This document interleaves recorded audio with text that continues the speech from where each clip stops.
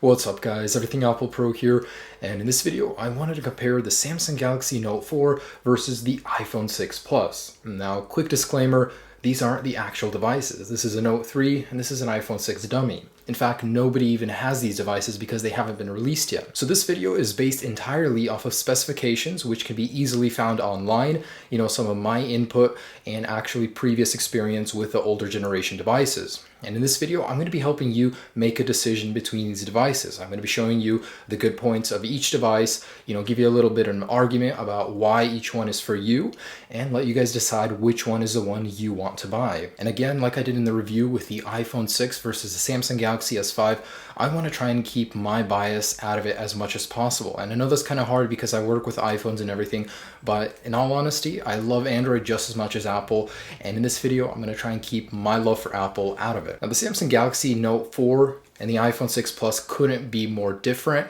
but they're very similar in the same way as well. The S5 and the iPhone 6 are more different than these two devices. The Samsung Galaxy Note 4 is actually a lot different in terms of hardware specifications from the iPhone 6 Plus. It's way more powerful, and throughout this video you're going to see that the specs there's a pretty big difference between the iPhone 6 Plus and the Galaxy Note 4. However, I just want to let you guys know beforehand, specs are not everything. A product may advertise higher processing power or higher megapixel count camera, but it's the actual user experience that determines which phone you need over the other. And unfortunately, I can't share that with you guys in this video because I don't have these devices on hand. So again, I'm just going off of everything that's on paper. Now you pick these guys up, first thing you'll notice is, again, build material. Samsung Galaxy Note 4 is going to be made of a plastic. So all around it has this bezel, and the new one is going to be slightly more rounded on the edges, kind of like the iPhone 6. So it'll look a little bit nicer. And the actual back plastic is going to have a leathery plastic feel, which I find it interesting. I mean, the Note 3 is a little bit harder, but they say the Note 4 will have a softer, leathery finish plastic, which is, it feels good.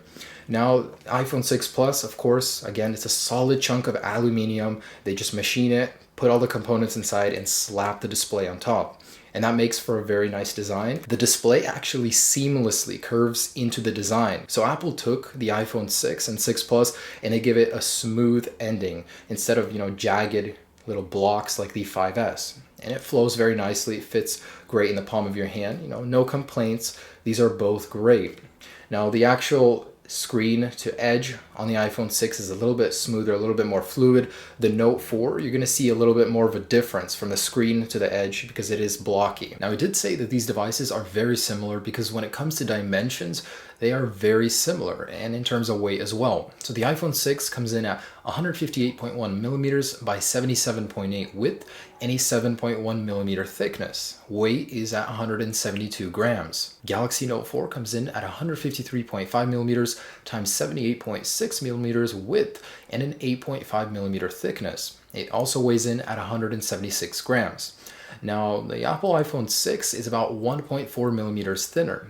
I doubt you'll even notice that because the phone itself is huge. What's an extra millimeter and a half to its thickness? The reason that the Galaxy Note 4 is a little bit bigger, weighs just a little bit more, is that it has to accommodate an extra 0.2 inches for its display. So the iPhone 6 has a 5.5 inch IPS LCD display, whereas the Note 4 has a 5.7 inch Super AMOLED display. And the differences between these are huge. One is LCD technology, one has Super AMOLED display. So what's the actual difference between these displays?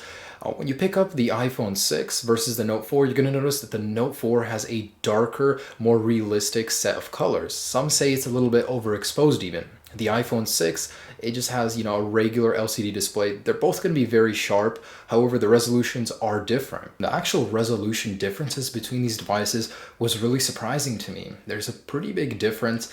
Apple seems to have been a little bit slack. So the iPhone 6 Plus has a 1920 by 1080p resolution, which is fairly standard for phones nowadays. I'm disappointed because usually Apple likes to outdo the competition. For some reason, they decided not to up the resolution a little bit higher, even though there's plenty of room for it. So that leaves the iPhone 6 Plus with a 401 ppi pixel density. The Galaxy Note 4, on the other hand, has a 2560 by 1440 pixel display with a crazy 515 pixel density. Now, Retina display, it has to be over 326 pixels. Now, Apple beat that definitely with the iPhone 6 Plus. However, the Galaxy Note 4 completely smashed it. And I doubt after a certain point you're even going to notice, but text and photos, according to early reviewers, does appear sharper on the Note 4 than the iPhone 6 Plus. The display material in the Galaxy Note 4 was confirmed to be Corning Gorilla Glass 3. As for the iPhone, it was long rumored that there would be a sapphire display, which Apple did put on their watch. However, we didn't see it on any of the actual Apple products. A reason for that is because it takes a super long time to make, even artificially. There's a huge demand for it with all their other products like Touch ID sensor on the 5S and the rear camera glass, as well as the watch. So actually making it in large numbers for these devices is probably going to have to wait until the next generation. So the iPhone 6, we don't really know what it uses on its glass. We're assuming it's going to be also Corning Gorilla Glass 3. When it comes to processing power, there's a huge divide between these devices in terms of numbers. So the iPhone 6 Plus, in a leaked Geekbench, we don't know officially yet, but in a leaked Geekbench, it was reported that it has a 1.4 gigahertz chip, and that would be Apple's new A8 64-bit dual-core processor, and that houses the GPU as well inside of it. There's also a separate M8 coprocessor that handles all of the health and tracking of movement, all that, so it's divided between the two processors. So built-in GPU inside of there. It's reported that 1 gig of RAM is also coming with the iPhone 6 Plus. So in terms of numbers, it's a little disappointing when we compare it to the Samsung Galaxy Note 4, which has a freaking 2.7 gigahertz processor, quad core, and 3 gigs of RAM. That's crazy. And it also depends on which area you live in, which model you have, because it comes in two models, a 1.9 gigahertz quad core and a 2.7 gigahertz quad core. The 2.7 one being the more common one. So in terms of numbers, wow, it's more than double the processing power of the iPhone 6 Plus. But, how will that compare in actual real life usage? Again, I can't show you until I actually have these devices. But Apple has always been in the past very, very good at optimizing their system to make use of lower specs, lower RAM. It can be a little bit tempting looking at the Note 4 numbers and comparing them to the iPhone 6, and I was a little bit disappointed. But then I remembered, well, in the past, most iPhones have had less processing power, less RAM than their competitors, but they've outperformed them in terms of stability. So again, I'm going to bring these devices together in a real-world test, show you guys the actual results. But before the release date, this is all we have for now. So next is the area where the Galaxy Note 4 completely blows the iPhone 6 out of the water, and that's in terms of user upgradability. For some, this isn't as big of a deal as it is for others. However, the iPhone 6 Plus comes in three memory sizes: 16, 64 gigabyte, and 128. And that's straight out of the box. You can't change it once you buy it. The Galaxy Note 4 comes in one flavor, and that's 32 gigabytes. Yes, you can upgrade that. Take off the back. Inside, there's an SD card slot. It can be upgraded to 128 gigabytes, and that memory is going to be a lot cheaper than it is for the iPhone 6. So when you buy the iPhone 6, there's a $100 difference between every single memory option.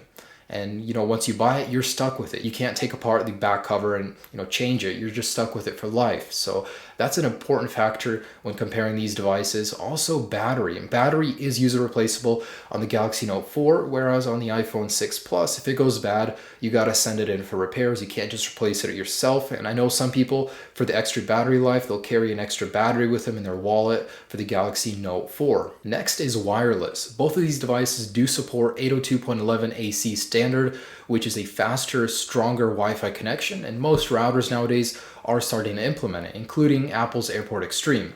So besides Wi-Fi, LTE capability, both devices have it, of course. The iPhone 6 has 3 times more compatibility than the Galaxy Note 4 because it has support for 20 LTE bands, whereas the Note 4 only has support for 6. This won't make a difference if you just use the phone in one spot.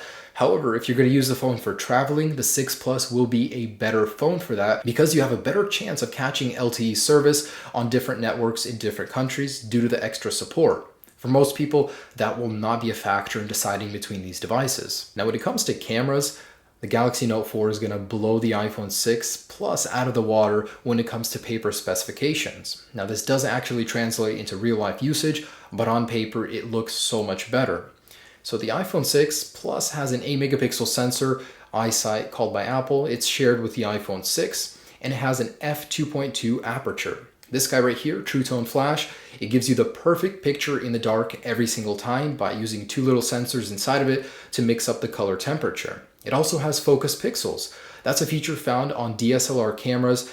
It ensures you get a faster autofocus and a sharper one as well. Galaxy Note 4 camera is 16 megapixels. That's twice as much as the iPhone 6 Plus. Now that doesn't mean you're going to get a better picture, it just means you're going to get a picture that's twice as big in terms of size versus the iPhone 6 Plus. Actual quality depends on the sensor. However, the aperture is better on this. It's at 1.9 versus 2.2 on the 6 Plus, so that means it will let in more light during, dark photos. So when you're taking pictures at night, you will get less noise on the Galaxy Note 4. Both of these phones do have optical image stabilization, which means they have a little motor in the camera that stabilizes it when you're recording video, so you get less shake when playing it back on a larger display. The Galaxy Note 4 does not have focus pixels. That's a technology exclusive to the iPhone 6 Plus. As for actual video resolution, both phones support 1080p at 60 frames per second. Nothing special there, that's a standard. However, the Galaxy Note 4 records at 4K at 30 frames per second, and that's special. However, it is possible that Apple could add that support in a future software update to the iPhone 6 and 6 Plus. Slow motion on these devices at 720p is 120 frames per second on this guy, and on the iPhone 6 Plus, it's 240 frames per second. That's pretty crazy for a phone. As for front-facing cameras, the iPhone 6 Plus has 1.2 megapixels with 720p video, and the Galaxy Note 4 has 3.7 megapixels with 1080p recording, and a cool feature, 90-degree selfie mode. So the Galaxy Note 4 definitely has a better prepared front-facing camera. The next topic I'm not going to get into, and that's operating system. That comes down to your choice about which one offers you more. Galaxy Note is pretty much all about customizability and control. iPhone is easiness and simplicity. Everything just works, everything is there. So it really depends on what you want, which UI you like better, all up to you guys. Between the Samsung Galaxy S5 and the iPhone 6, there's virtually no price difference. It's not the same for these guys. So for the Galaxy Note 4, there's no official prices that have been released. However, by a reliable source, we have been told the unofficial prices. So it's going to start at $299 with 32 gigabytes of memory on contract. Now off contract, that's a different story, $899 with the same 32 gigabytes of memory. The iPhone 6 Plus starts at $299 as well, but at 16 gigabyte and goes up $100 every memory size to 64 and 128. Off contract, the iPhone 6 Plus starts at $749 at 16 gigabytes, $849, and then $949 at 128. So there is a little bit of a price difference there.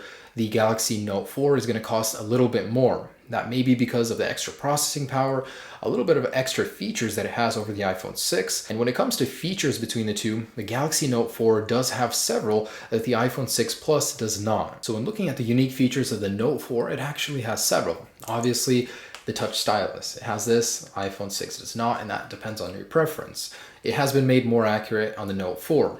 So it does have a heart rate monitor behind here built in. It has a UV sensor, infrared remote, which you can control many TVs and many things with infrared sensors on them. It does have a really cool multitasking UI that'll allow you to do one thing while watching a video up on top. Really useful. It has this really cool thing called Extra Volume 2.0 where it amplifies volume, and it does have ultra power saving mode, which is useful for when you just have a few percent left. To be honest, it was kind of hard finding things that were unique to the iPhone 6 Plus that were not found on the Galaxy Note 4. Well, first off is its simplicity. When you pick up an iPhone, you know where everything is, you know how to use it. It's so simple just to take hold of and begin using. So for people that were on Android, they come over to iOS, there's no complication. Vice versa, I would say Android does take a little bit longer to learn. Now also unparalleled support. On the iPhone, when there's a software update, every iPhone gets it on every carrier. That's not the same on the Note 4. Say you have Sprint and another guy has Verizon, you may get your update 3 months earlier than them. They might not even get it. It's kind of a hit and miss because depending on your carrier, your device model number, and several other factors, it really depends when you'll get a software update. So other people could be using the latest version, you're stuck with the old, and there's nothing you can do about it. So Apple has always been golden about releasing software updates to every carrier and every model at the same time. On the iPhone, you have a better app selection in the App Store. You'll find apps that you usually wouldn't in the Play Store, but it is getting better for Android.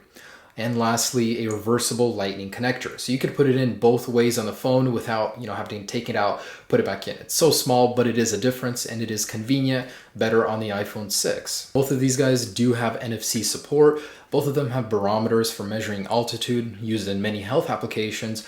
and both have their own smartwatches. However, the Galaxy Gear is available now. Apple's watch won't be available till early 2015. And that pretty much wraps up my comparison, guys.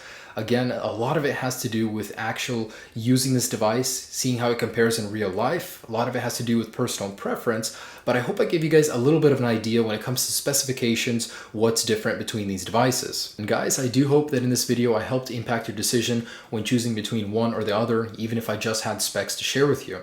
And also, when I will be getting these devices, of course, I will be doing a full hands-on overview, comparison, the real deal. Hope you guys enjoyed this video. Have a great day. Peace.